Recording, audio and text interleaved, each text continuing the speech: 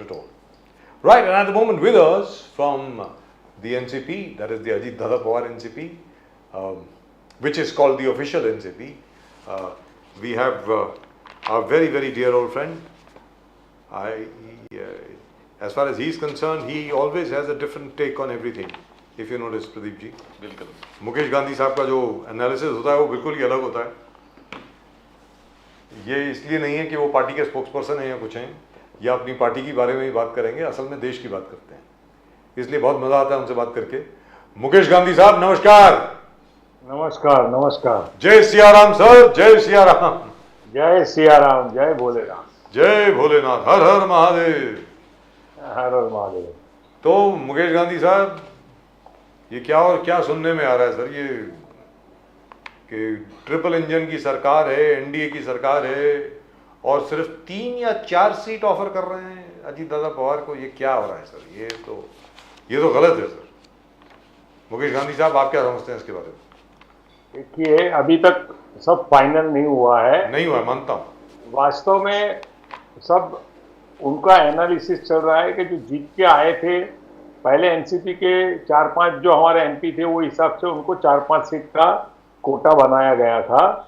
पर अभी अजीत दादा पवार की और प्रफुल्ल पटेल जी की कैपेसिटी बहुत बड़ी है महाराष्ट्र में और उनकी बहुत बड़ी ताकत है अभी, और बहुत इलाकों में इतना जबरदस्त काम चल रहा है कि थोड़ी सीट और ज़्यादा मिलनी चाहिए, ऐसा मुझे लगता है. और उनके लिए आज मैं दोपहर को भी कुछ वरिष्ठ नेताओं के साथ बैठा था और वहाँ भी यही चर्चा चल रही है, और मुझे लगता है कि इसका कोई सॉल्यूशन एमिकेबल बहुत अच्छी तरह से आने वाला है, जिससे एनसीपी की सीटें कम होगी पर वो स्ट्रांग होगी और सारी के सारी सीट जीत के आएगी. ये स्ट्रेटेजी रहेगी. इससे एनसीपी को फायदा होगा और गठबंधन को भी फायदा होगा. प्रदीप जी. गांधी साहब, मगर बारामती में ही आपको जिस प्रकार से विजय शिवतारे तकलीफ दे रहे हैं, विजय शिवतारे जिस प्रकार से कहा कि मैं दोनों पवार को हरा दूंगा, अजित पवार जी को कैंडिडेट को भी हरा दूंगा, शरद पवार जी के कैंडिडेट को भी हरा दूंगा, विजय शिवतारे पुराना जिस प्रकार से दुश्मनी निकाल के कहा कि नहीं होने दूंगा मैं, तो ये आलोचना, उसके बाद अब झगड़ा शुरू हो गया. आनंद परांजपे जी एकनाथ शिंदे जी पे कुछ बोले कि हम भी देखते कि डॉक्टर शिंदे यहां से कैसे जीतते. तो ये कहां, ये इसका अंत होगा कि नहीं, ये कि बर्बादी की तरफ जा रहा है? कैसे शांत करोगे पूरे जिस प्रकार से चल रहा है? ये देखिए, ये टीडिंग ट्रबल है. एक तो विजय शिवतारे की बात करें तो उसको तो 10,000 मत भी मिलेगा कि नहीं वो डाउटफुल है. वो एक ट्रमी कार्ड में पब्लिसिटी खाने के लिए खड़ा हुआ है. उनको कोई मिलने वाला नहीं है. और दोनों अजीत पवार जी की मिसिस और सुप्रिया सुले, ये दोनों आमने सामने हैं और उसमें अजीत पवार की मिसिस जो है वो 100% जीत के आने वाली है. और दूसरी बात रही, आनंद परांजपे ने एक मार्मिक ढंग से अपनी बात को कही है, कोई एग्रेसिव फॉर्म में बात नहीं है, और पार्टी ने भी उसको लिहाज करने को कहा हुआ है. आज ही बात हुई है तो उसके बारे में भी यह चर्चा नहीं करेंगे. और शिंदे जी का रिस्पेक्ट तो तीनों पार्टी के लोग, सब कार्यकर्ता और नेता रख रहे हैं, तो शिंदे जी के बारे में कुछ भी बोलना ये सही नहीं है. मुकेश गांधी जी, आज मोदी साहब, प्राइम मिनिस्टर मोदी दांडी मार्च के बारे में लोगों को ज्ञान दिया. उन्होंने कहा महात्मा गांधी 12/3 आज के दिन दांडी मार्च उस सुनहरे अक्षरों में भारत के इस देश के इतिहास में लिखा हुआ है. और आज ही के दिन उन्होंने कहा कि 12 मार्च 2022 में अमृत महोत्सव हमने यहीं से शुरुआत किया था, साबरमती आश्रम से. साबरमती आश्रम को उन्होंने इन्वोक किया पूरे देश के लिए कि महात्मा गांधी का कंट्रीब्यूशन. मोदी जी महात्मा गांधी जी को अपना पॉलिटिकल विजडम और गुरुजी और एक लक्ष्य मानते हैं कि महात्मा गांधी. तो आपने हर चीज बहुत स्टडी किया है, बहुत पास से दिया है. मोदी जी जब कहते हैं कि मेरे स्पिरिचुअल गाइडेंस मुझे महात्मा गांधी जी से मिलते हैं, और आज जिस प्रकार से उल्लेख किया साबरमती आश्रम से, how do you see that Mukesh Gandhi ji? हाँ जी, देखिए, ये दांडी कूच जो महात्मा गांधी जी ने उस वक्त की, जैसे कि आज के युग के अंदर कोरोना के टाइम में नरेंद्र मोदी जी ने आरती लेना, थाली बजाना, ऐसे जो प्रतीकात्मक प्रयोग करते हैं महापुरुष खड़े होकर के, महात्मा गांधी जी ने सत्याग्रह का आंदोलन बुलंद करने के लिए एक मुट्ठी नमक हाथ में लेने का है और दांडी कूच करनी है, और उसके लिए अहिंसा की प्रतिबद्धता रख करके आगे बढ़ना है। और उसमें कई लोगों को इंजरी भी हुई, तकलीफ भी हुई, बहुत बात हुई, पर साबरमती आश्रम से जो चली हुई थी उसमें सरदार पटेल जी का भी बहुत अच्छा नेतृत्व था वो दांडी कूच के समय में। और ये पूरा आयोजन महात्मा गांधी जी ने देश को जगाने के लिए कहा था, और आगे जाकर के महात्मा गांधी जी ने ये भी नारा दिया था कि करेंगे या मरेंगे। अब करेंगे या मरेंगे या कोई फैनेटिक नारा नहीं था, पर गांधी जी का जो नारा था तो करेंगे तो क्या करेंगे और मरेंगे तो इस देश के लिए मरेंगे, ये मकसद दिया हुआ एक नारा था। वैसा ही आज देखिए मोदी जी भी महात्मा गांधी जी के उन आदर्शों को, उन असूलों को, उनकी कार्य पद्धति को अलग अलग रूप में आज विकसित भारत बनाने के लिए वो अपने उपयोग में ले रहे हैं। वो बहुत ही प्रशंसनीय है। एक इतिहास में एक व्यक्ति अमर होती है और वो जो कुछ भी कार्य करती है उसके पद चिन्हों में चलना बहुत अच्छी बात है। और महात्मा गांधी जी तो हमारे राष्ट्रपिता है, आदर्श है, और उनका करेंगे या मरेंगे का नारा ने अहिंसा से भारत को आजादी दिलाने में बहुत बड़ा दांडी कूच से आरंभ किया था। देखिए साहब, जहां तक मोदी साहब की खुद की पॉपुलैरिटी का प्रश्न है उसमें कोई दो राय नहीं है, कोई डिबेट नहीं है, कुछ नहीं है। सबको मालूम है मोदी जी कौन है, सीधी सादी बात है। बीजेपी को वोट पड़ते हैं सिर्फ मोदी जी की वजह से पड़ते हैं। तो आज की तारीख में हरियाणा में एक तो सरकार बदलने की क्या जरूरत पड़ गई, ये बता दीजिए सर। अभी मतलब लोकसभा चुनाव सर पर है और आज ही मनोहर लाल खट्टर जी को हटा दिया गया, उनकी जगह पे नायब सिंह सैनी साहब को ले आए। मतलब ये क्या जरूरत पड़ गई, आपको क्या लगता है? सर ये तो आरएसएस और बीजेपी की थिंक टैंक जो कोई भी नक्शा बनाती है, जो कोई भी आयोजन करती है, उसके मुताबिक बीजेपी को चलना पड़ता है।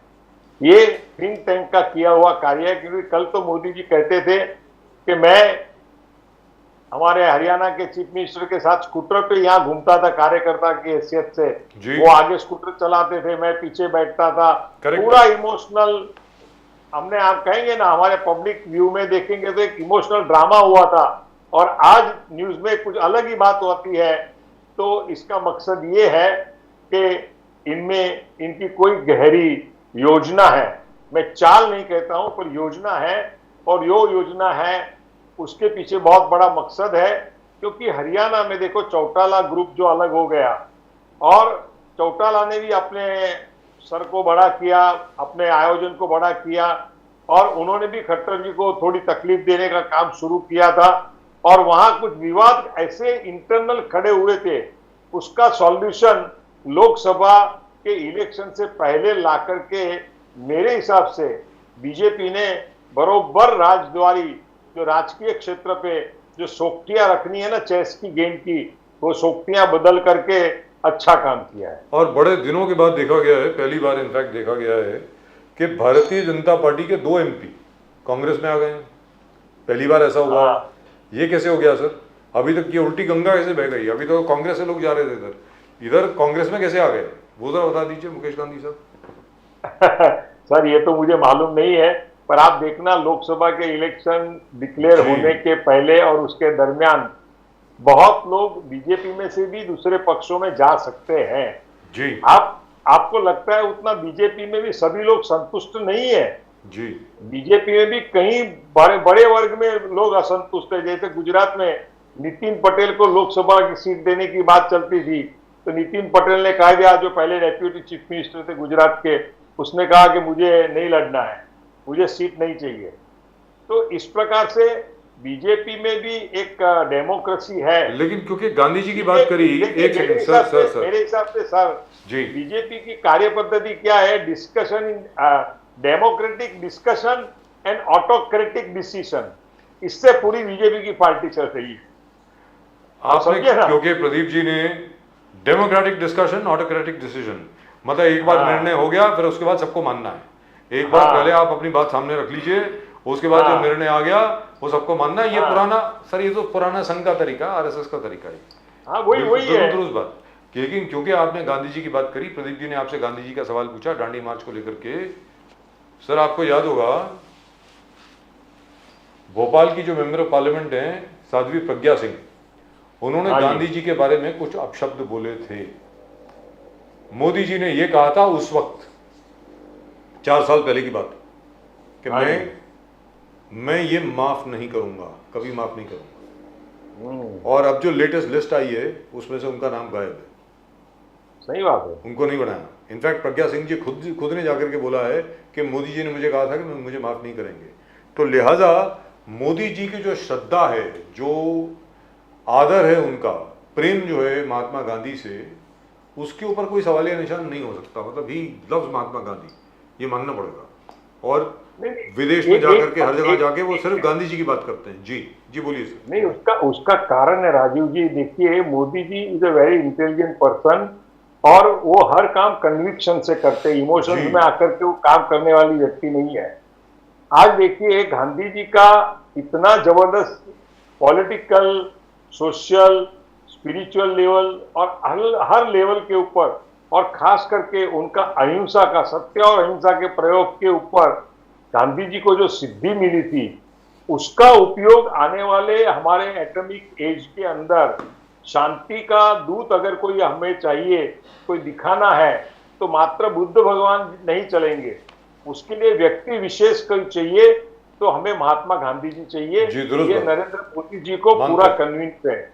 एक तरफ आरएसएस के लोग जो है, वो लोग गांधी जी को गोडसे के साथ जोड़ के ये वो सब करके जो फैनेटिज्म में आकर के गांधी जी के विरुद्ध में कुछ न कुछ अपशब्द बोल देते हैं, वो गलत है। आज क्या है कि जो बात को जिस वक्त जो व्यक्ति जो डिसीजन लेता है, उस वक्त की परिस्थिति का समग्र चितार आने वाले नई पीढ़ी को नहीं होता है। और इतिहास पूरा पृष्ठों में जितना दिखता है, उससे भी आगे जाकर के इतिहास में कई कथाएं और कई प्रसंग लिखे रहते हैं, वो उनको मालूम नहीं है। तो नरेंद्र मोदी जी जिस तरह से गांधी जी के व्यक्ति को और उनके व्यक्तित्व को आज पूरे अपने साथ लेकर के पूरे देश में सत्य और अहिंसा का जो आलेख जगाना है, जो मशाल जलानी है, वो काम नरेंद्र मोदी जी बहुत इंटेलेक्चुअली और सक्सेसफुली कर रहे हैं। इसलिए मैं उनको सैल्यूट करता हूं। पहली नौकरी पक्की, आपका पहली नौकरी पक्की है, राहुल गांधी जी का कहना है। राहुल गांधी जी का क्या ये गेम चेंजर होगा? आपको कैसे लगता है कि पहली नौकरी पक्की, मतलब 1 करोड़ लोगों को, आपको जैसे ग्रेजुएट से बाहर निकलोगे या डिप्लोमा होल्डर लेके आप बाहर निकलोगे, पहली नौकरी राहुल गांधी का गारंटी है कि पक्का होगा। 1 लाख रुपया पर एनम, 1 करोड़ पीपल। क्या ये गेम चेंजर होगा? बार बार बोल रहे कि 30 लाख नौकरी के आपने भर्ती अब तक नहीं किए, वो 30 लाख नौकरी तुरंत 2024 में जीतने के बाद राहुल गांधी जी करेंगे। एमएसपी किसानों का आप नहीं कर पाए, राहुल गांधी जी करेंगे। जाति जनगणना आप नहीं किए, तो क्या ये गेम चेंजर होगा गांधी साहब? आपने पूरे पॉलिटिक्स हर पार्टीज को स्टडी है, कितने देखे प्राइम मिनिस्टर, कितने देखे निकले, तो ये क्या गेम चेंजिंग हो सकता है 2024 इलेक्शंस के लिए? मुझे नहीं लगता है कि गेम चेंजर होगा। इसका कारण क्या है कि लोग जानते हैं कि मोदी जी ने इतना विकास के इतने कार्य किए, इतने इंफ्रास्ट्रक्चर के काम किए, इतनी नई नई योजनाएं बनी, इतनी नई नई प्लानिंग की, और फिर भी जो नौकरियां होती है उतनी ही निर्माण हो सकती है, उससे ज्यादा नहीं हो सकती है। आज तो क्या है कि एक हमारे पुराण में एक कथा थी, वो कथा में एक लड़का भगवान से कुछ मांग रहा था, भगवान ने उसको एक शंख दिया, और वो शंख कोई चोरी ना करे इसके लिए वो शंख के पास जाकर के वो लड़का बैठता था। वो बोलता था मुझे 5,000 रुपया चाहिए, शंख बोलता है ले लो, 10,000 ले लो। वो बोलता है 10,000 चाहिए, तो बोलता है लाख ले लो। वो बोलता है लाख दे दो, तो बोलता है 10 लाख ले लो, करोड़ ले लो। पर वो लड़का बोलता है कि अरे मुझे शंख महाराज, मुझे 1 करोड़ रुपया दे तो दीजिए, 1 करोड़ नहीं तो 1 लाख तो दीजिए। तो वो शंख कहता है मैं बोलता हुआ शंख हूं, देने वाला शंख नहीं हूं। आज राहुल गांधी सिर्फ बोलने वाला शंख है, देने वाला शंख तो सिर्फ नरेंद्र मोदी है। क्या बात है साहब।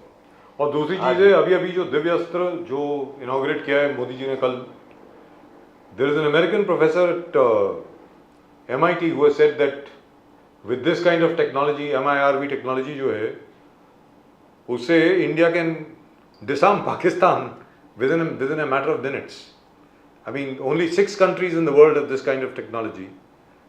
India, of course, the United States of America, Great Britain, France, China, and after that India. There are only 6 countries in the world who have this, and Russia, of course.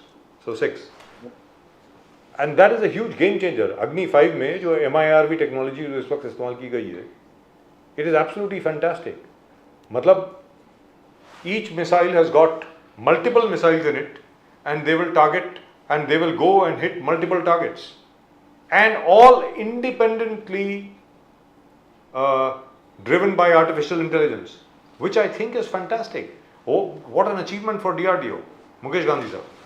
Yes mister Rajiv जी, ये नरेंद्र मोदी जी का और हमारी सरकार का एक जबरदस्त achievement है। और हमारा आज तक जो हिंदुस्तान से ब्रेन ड्रेन होता था, उनको मोदी जी ने ब्रेन ट्रस्ट दिया, और उन ब्रेन का उपयोग करके हमारी टेक्नोलॉजी का इतना अच्छा विकास किया है, और साइंटिस्टों में भी इतना विश्वास खड़ा किया है। आप एक बात देखो कि गांव का किसान मोदी जी को मानता है, बाउंड्री के ऊपर खड़ा हुआ जवान नरेंद्र मोदी जी को मानता है, छोटे बच्चे मानते हैं, औरतें मानती है, आज सारे वर्ग के लोग मानते हैं। पर सबसे ज्यादा जब देश का साइंटिस्ट मोदी जी के विजन को और उसके इम्प्लीमेंटेशन को जब प्रशंसा करता है ना, तब आप देख लेना कि पूरा वर्ल्ड उसके पीछे मैड हो जाएगा। और आज ऐसा मैडनेस आज नरेंद्र मोदी जी ने खुद ने कुछ नहीं किया है, पर उन्होंने, हमारे संस्कृत में एक श्लोक है, अमंत्रम अक्षरम नास्ति नास्ति मूलन औषधम अयोग्य पुरुषो नास्ति योजकस्तत्र दुर्लभम। पूरा विवरण नहीं करता हूं, पर योजक दुर्लभ होता है, जो पूरा कोऑर्डिनेशन करता है हर चीज को, वो काम नरेंद्र मोदी जी के अंदर जबरदस्त ताकत है।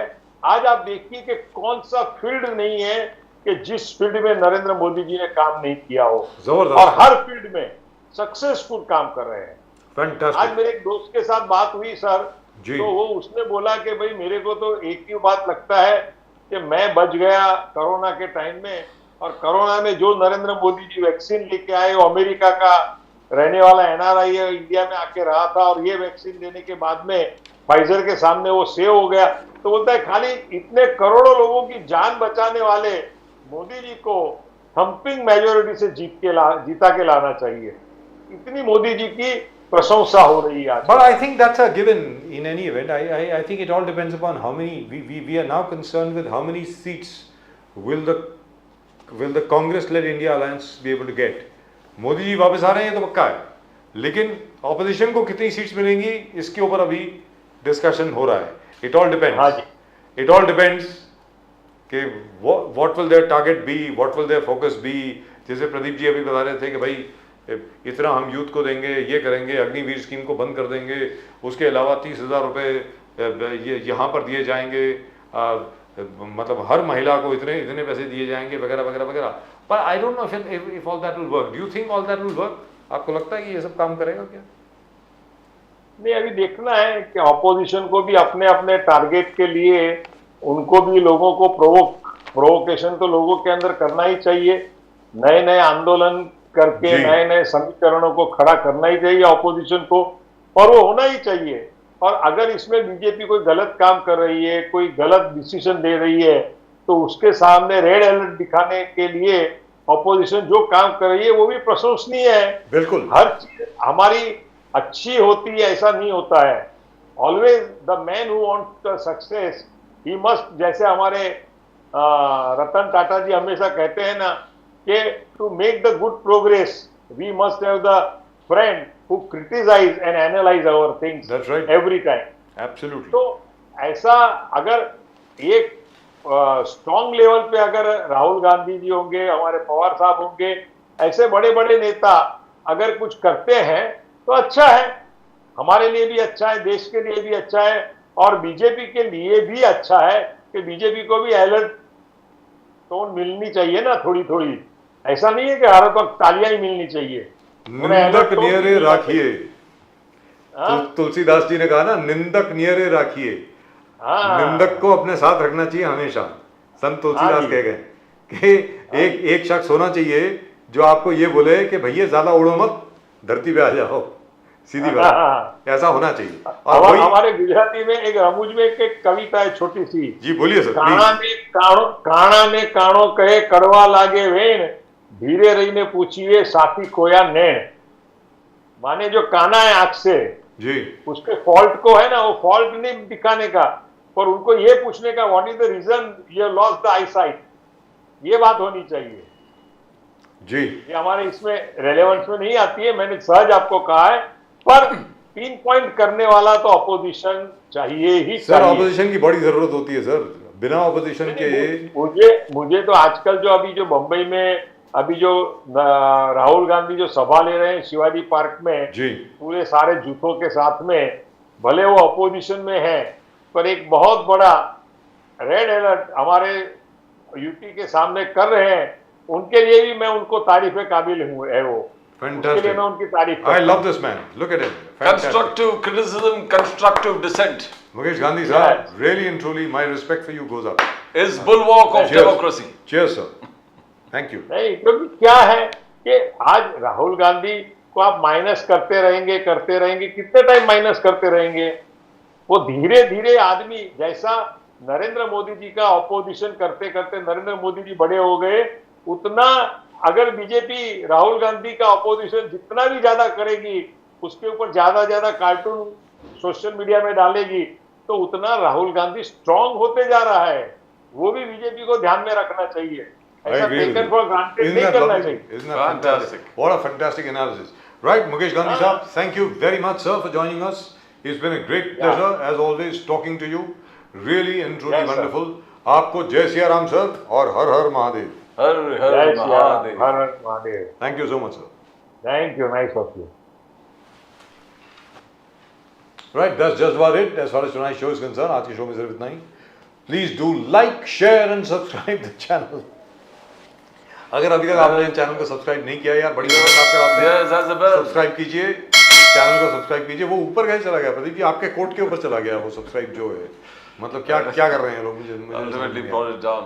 Right. So like share and subscribe जरूर करें चैनल को।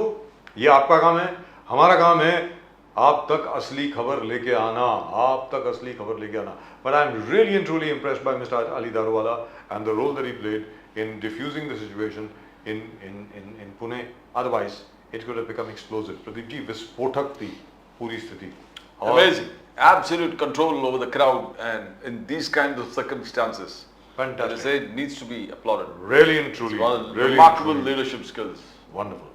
Right, that's just about it for tonight's show. आज के शो में जरूर इतना ही। आप अपने कमेंट जरूर भेजते रहिए। शो जरा लंबा हो रहा है, इसकी वजह से जरा कमेंट नहीं ले रहे। We'll take it tomorrow. I promise you. I'll take them tomorrow. But thank you so much for sending in your responses. We love reading your comments and we promise we shall read them out tomorrow.